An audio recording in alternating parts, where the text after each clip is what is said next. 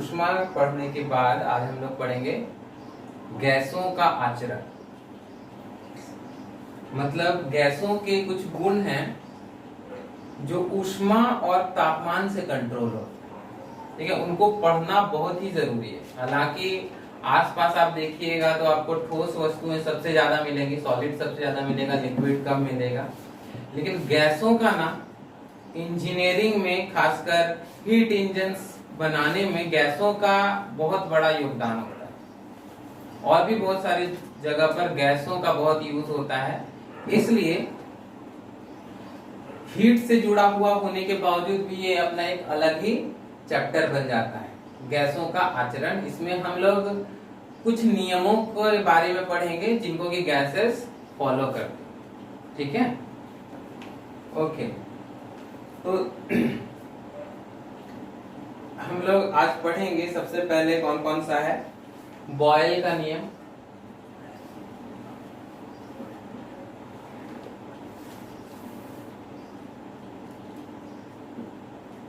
Charles का नियम,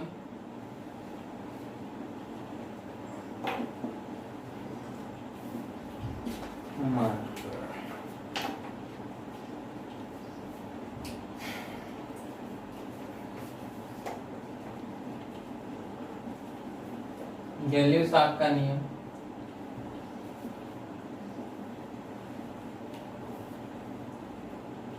इसके अलावा एक एवोगाड्रो का भी नियम होता है।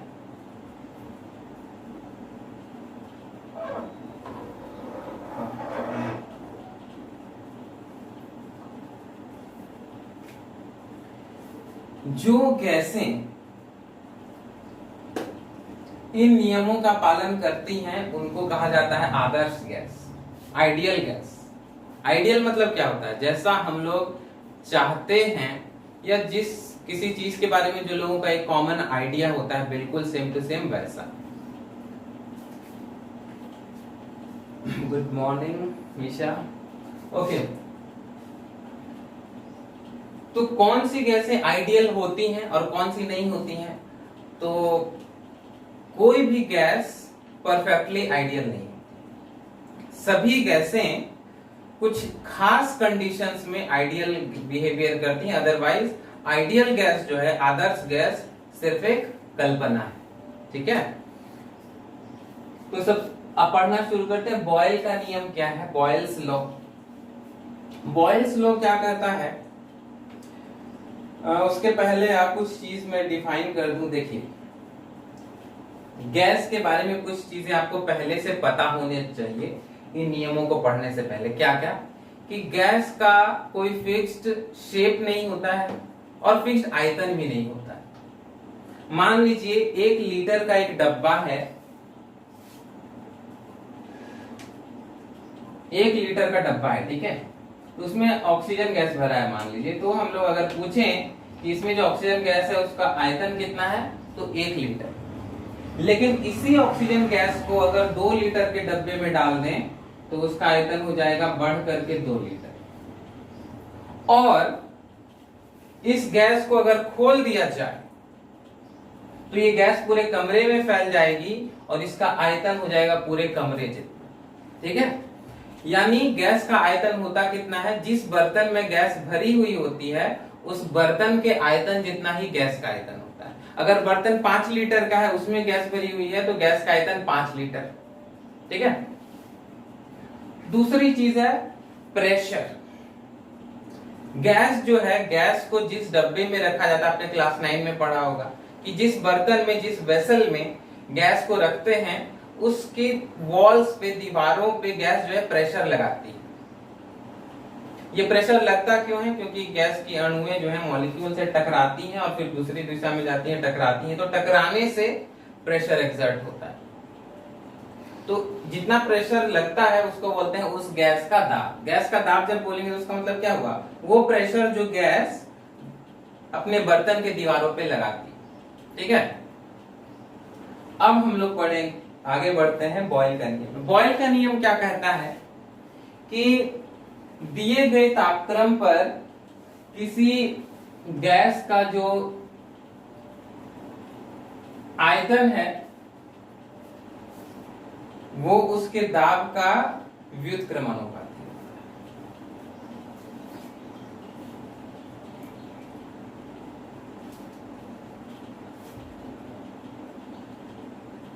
है। ये ध्यान दीजिएगा, ये बॉयल का स्पेलिंग ये होगा BOIL नहीं होता है, बॉयल साइंटिस्ट का नाम है, ठीक है। बॉयल्स लॉ क्या कहता है कि दिए गए ताप पर किसी गैस का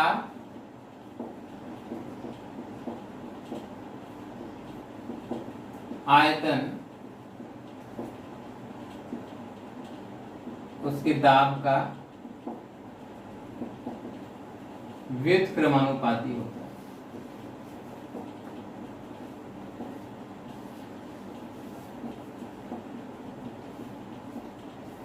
ठीक है, यहां पर एक और चीज क्लियर कर लीजिए। फॉर एग्जाम्पल यहां पर एक बलून है, ठीक है। बैलून पे हम बाहर से प्रेशर चाहे हम लगा रहे हो चाहे ऑटोमेटिकली वायुमंडल का तो प्रेशर होता ही है, बाहर से एटमॉस्फेरिक प्रेशर होता ही है, अंदर भी गैस भरी हुई है, तो अंदर गैस प्रेशर लगा रही है बाहर की तरफ और बाहर से एयर प्रेशर लग रहा है, तो ये दोनों प्रेशर जो है एक दूसरे को बैलेंस किए हुए हैं।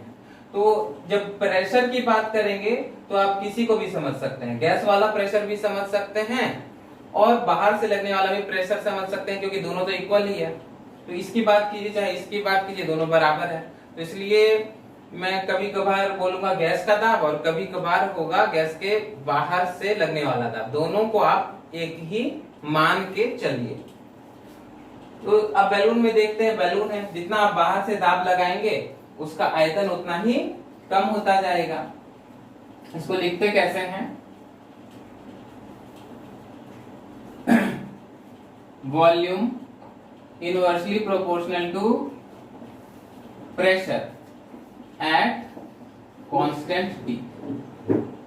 अगर T को कांस्टेंट रखिएगा तो वॉल्यूम और प्रेशर एक दूसरे के इनवर्सली प्रोपोर्शनल होते हैं।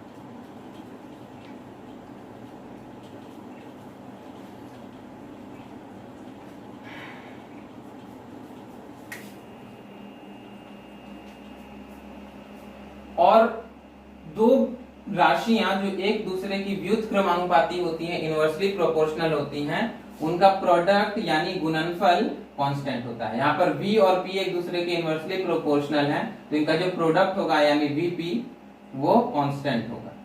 तो VP लिखने से ज्यादा अच्छा PV लगता है। ओके, PV जो है वो कांस्टेंट होता है। यही है बॉयल्स लॉ, बॉयल का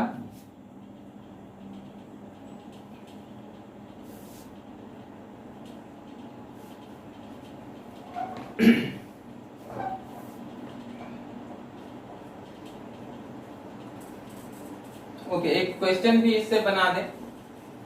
देखिए,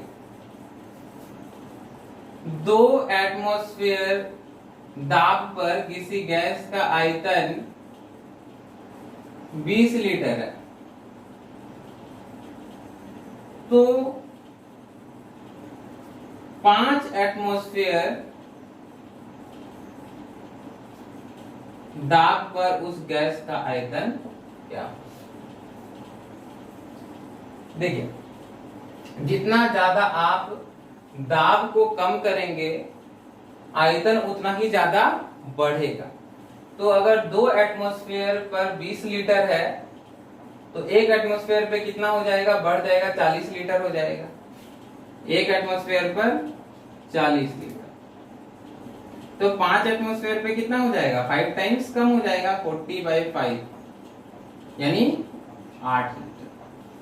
तो उस गैस का आयतन 5 एटमॉस्फेयर प्रेशर पे 8 लीटर हो जाएगा।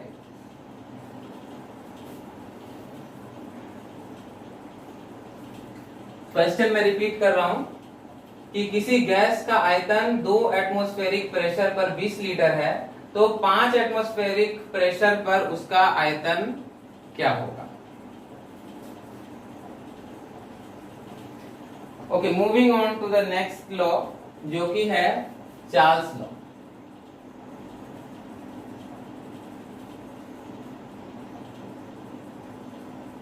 चार्ल्स का नियम।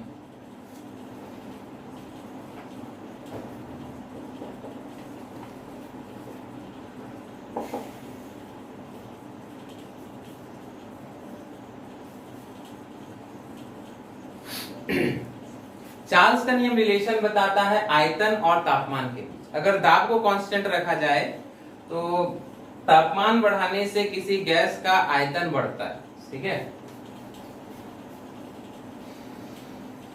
दिए गए दाब पर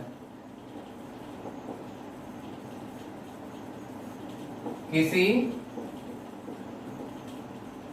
गैस का आयतन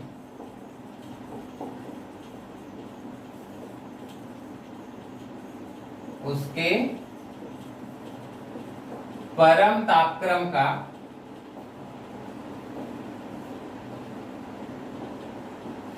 समानुपाती होता है।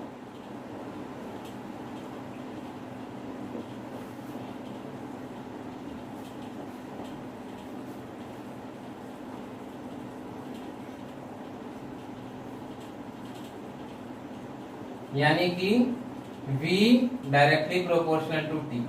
ये परम तापक्रम क्या होता है? इसको बोलते हैं इंग्लिश में एब्सोल्यूट टेम्परेचर। कि किसी गैस का जो वॉल्यूम है at a given pressure, the volume of a gas is directly proportional to its absolute temperature. Absolute temperature मतलब अगर आप टेम्परेचर को केल्विन में मापेंगे तो उसको ही बोलेंगे एब्सोल्यूट टेम्परेचर। फिजिक्स में और बहुत सारे ऐसे नियम हैं जो आप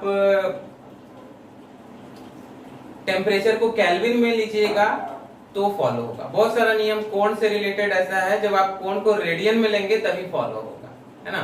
यही वजह है कि कोण को का SI मात्रक रेडियन को चूज किया जाता है और तापक्रम का जो SI मात्रक है, टेम्परेचर का SI यूनिट केल्विन को लिया जाता है, क्योंकि जब टेम्परेचर को केल्विन में लेते हैं तो बहुत सारा जो नियम है वो सिंपल बन जाता है। इसको अगर अभी सेल्सियस में लेंगे तो नियम दूसरे तरह का हो जाएगा, कॉम्प्लेक्स लगेगा सुनने में। और आपको पता ही होगा कि अगर दो राशियां एक दूसरे की समानुपाती हो, डायरेक्टली प्रोपोर्शनल हो, तो उनका जो रेशियो है वो कांस्टेंट हो जाता है at given P, given pressure.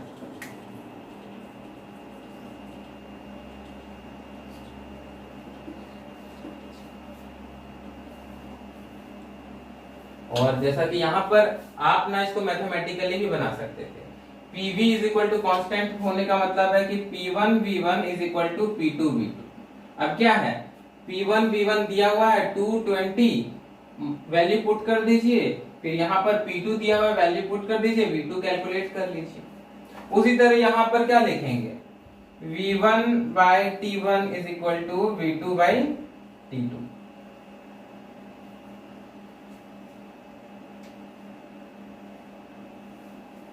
इसमें भी वही चीज है कि V1 T1 V2 दे देगा, T2 पूछ लेगा, चारों में से कोई भी 3 दे देगा, एक पूछ लेगा।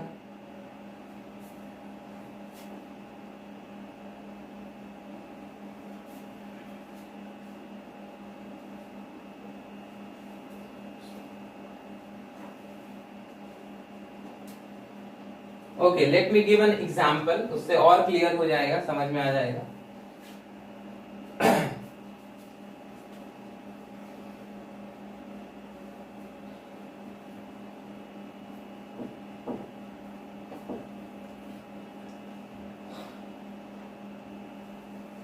देखिए, दिए गए दाब पर 0 डिग्री सेल्सियस पर किसी गैस का आयतन है लेट्स से 10 लीटर,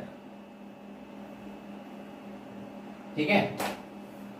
तो 273 डिग्री सेल्सियस पर उस गैस का आयतन क्या होगा,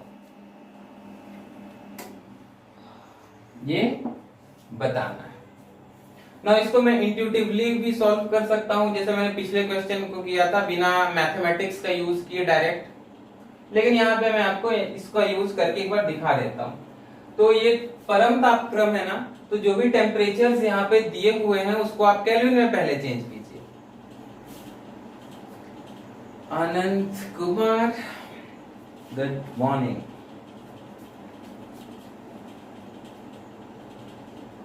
तो पहले इसको केल्विन में चेंज कीजिए, कितना हो जाएगा ये इसको केल्विन में चेंज के लिए 270 करने के लिए 273 ऐड किया जाता है, तो ये हो जाएगा 273 केल्विन, राइट। 273 केल्विन पर ये 10 लीटर हो गया। और इसको भी केल्विन में चेंज कीजिए, तो केल्विन में चेंज करने के लिए इसमें भी 273 ऐड करना होगा। कितना हो जाएगा? 540 और 6 546 केल्विन। तो 546 केल्विन पे इस गैस का वॉल्यूम कितना होगा, आयतन कितना होगा, वो कैलकुलेट करना है। क्या क्या आपको दिया गया है? T1 दिया हुआ है, V1 दिया हुआ है, T2 दिया हुआ है, V2 कैलकुलेट करना है। तो चलिए करते हैं। V1 कितना? 10। T1 कितना? 273। V2 कितना? वही तो पता करना है। और T2 कितना?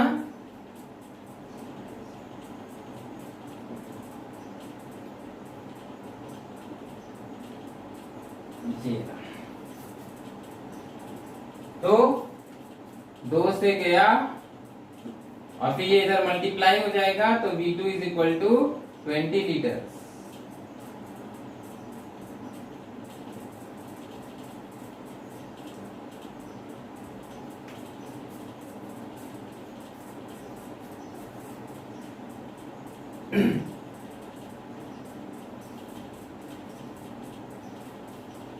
चलिए अब आगे बढ़ते हैं।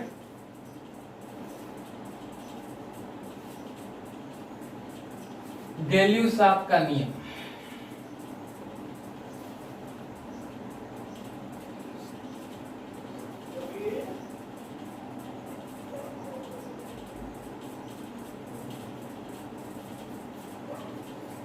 गैल्यूसाफ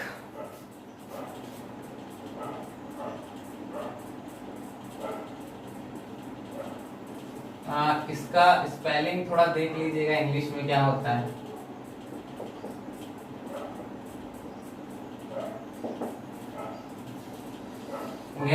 गैल्यूसाफ लॉ। ये क्या होता है? ये गैल्यूसाफ का नियम जो है वो गैस के दाब और तापमान में रिलेशन बताता है।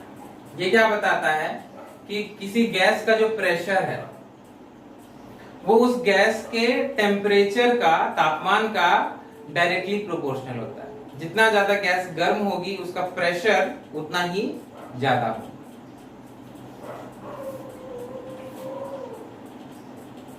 दिए गए आयतन के लिए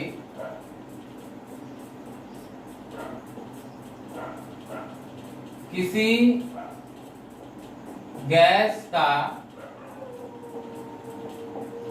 दाब यानी कि प्रेशर उसके परम तापक्रम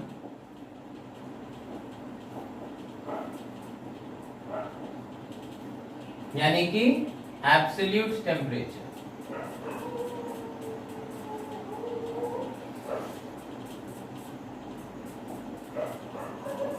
का समानुपाती है।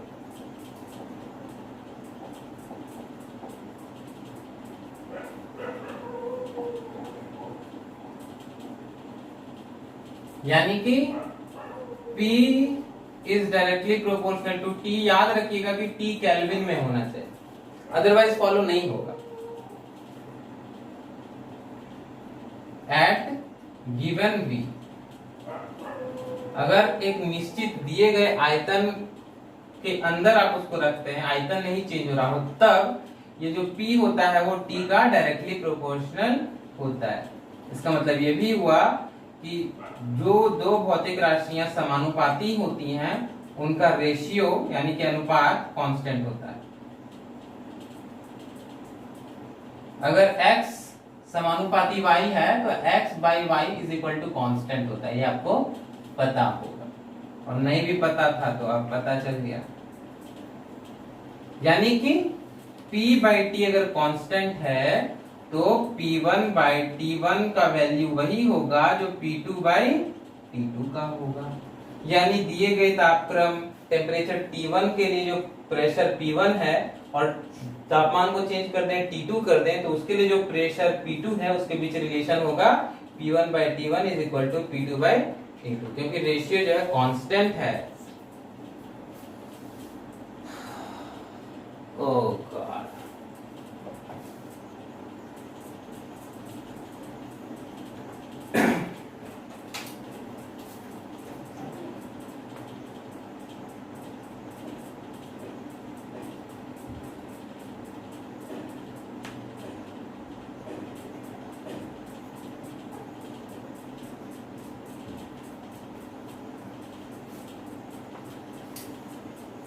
आई होप इट हेल्प्स।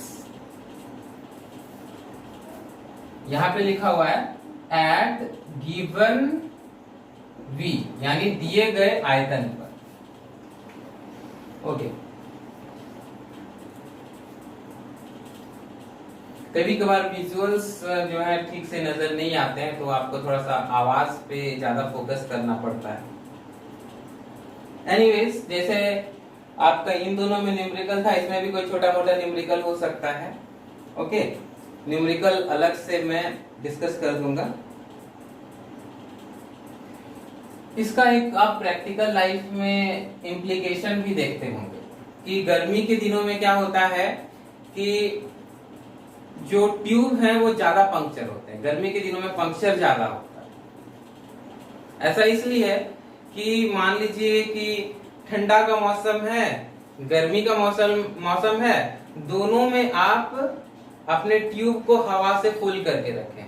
हवा से आप फुल करके रखिएगा तो मान लीजिए टायर किस लिए लगाया जाता है? टायर इसलिए लगाया जाता है दो वजह से, एक बाहर से प्रोटेक्शन मिले, दूसरा रीजन ये भी है कि टायर जो है ट्यूब को ज्यादा फूलने नहीं देगा, एक निश्चित आयतन बना करके रखेगा। तो ट्यूब अगर फूलती भी है तो उसका आयतन टायर जितना ही होगा, है कि नहीं?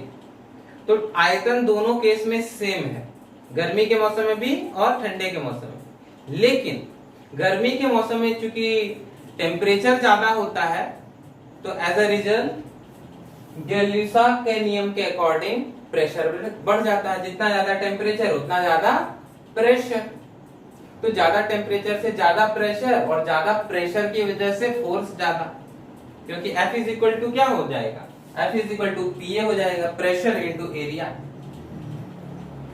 तो जितना ज्यादा प्रेशर होगा, एक्चुअली कोई चीज फटने के लिए, टूटने के लिए क्या चीज रिस्पॉन्सिबल होता है? प्रेशर। अगर हम इस चीज को तोड़ना चाहते हैं तो क्या चीज लगाएंगे? प्रेशर। फोर्स से ज्यादा ये प्रेशर पे डिपेंड करता है। फॉर एग्जांपल मैं हाथ से करूं तो नहीं टूटेगा, बट एकदम शार्प पिन हो, शार्प पिन को ऐसे उतना ही फोर्स लगाऊंगा तो अंदर चली जाएगी, क्योंकि पिन का टिप पतला होता है। तो पतला टिप है, उसके वजह से एरिया कम है, और कम एरिया मतलब ज्यादा प्रेशर। इसलिए ज्यादा प्रेशर की वजह से ये बोर्ड एक तरह से यहाँ पर ब्रेक हो जाएगी और पिन अंदर चला जाएगा। ठीक है,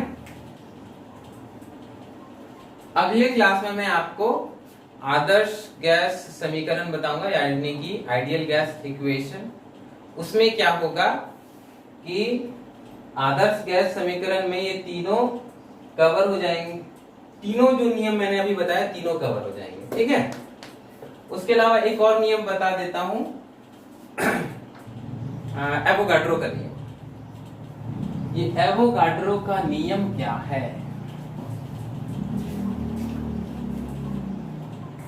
एवोगाड्रो का नियम तो केमिस्ट्री में ज्यादा यूजफुल है। एनीवेज फिजिक्स का भी पार्ट है, फिजिक्स में भी पढ़ना है आपको। क्या बोलता है ये कि किसी दिए गए तापक्रम पर, किसी दिए गए तापक्रम और दाब पर, यानी कि बाकी चीजें अगर सेम टू सेम हो, तो किसी गैस का जो आयतन है उसके मोलों की संख्या का समानुपाती होता है। यानी कि V directly proportional to N, जहां N क्या है? मोलों की संख्या।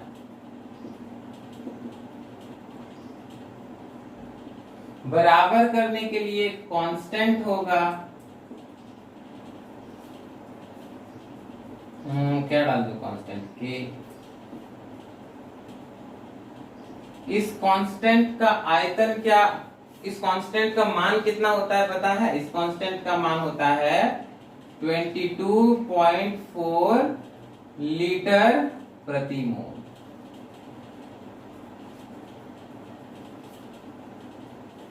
हालांकि ये ऐसा यूनिट में नहीं है, लेकिन यही होता है। इससे क्या होगा कि किसी गैस का अगर आप लेट से 2 मोल लेते हैं, ऑक्सीजन गैस का 2 मोल लेते हैं, तो क्या हो जाएगा, उसका आयतन हो जाएगा। और हाँ, ये याद रखिए कि ये जो वैल्यू होता है K का, वो एसटीपी पर होता है। एसटीपी पर यानी standard temperature and pressure, 1 atmosphere pressure और 0 डिग्री सेल्सियस, ये होता है। तो एसटीपी पर अभी मैंने कितना मोल बोला था, 2 मोल। Anyways let's say 2 mole he, 2 mole oxygen का आयतन, ऑक्सीजन चाहे कोई भी गैस, ठीक है, का आयतन volume is equal to 22.4 into 2 यानी कि 44.8 लीटर।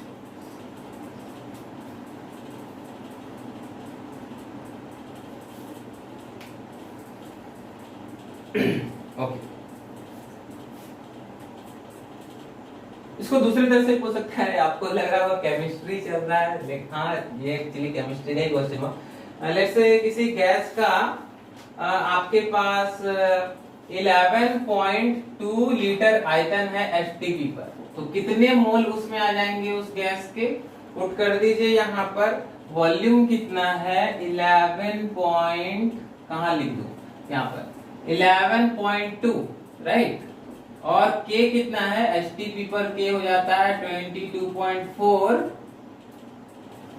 और N जो है वो आपको पता करना है। N मोलों की संख्या ही आपको पता करनी है। तो N कितना हो जाएगा, 11.2 इधर है, 22.4 नीचे आ गया, कितना आ जाएगा, ये हाफ हो जाएगा, यानी कि N इज इक्वल टू 0.5 मोल। अगर किसी गैस के एसटीपी पर 11.2 लीटर हम लोग ले लें, चाहे वो कोई भी गैस हो, तो उसमें उसका हाफ मोल होगा। हाफ मोल होने का मतलब है कि 3.011 into 10 to the power 23 molecules उसके होंगे। तो आज के क्लास में इतना ही रखते हैं। Have a nice day all of you.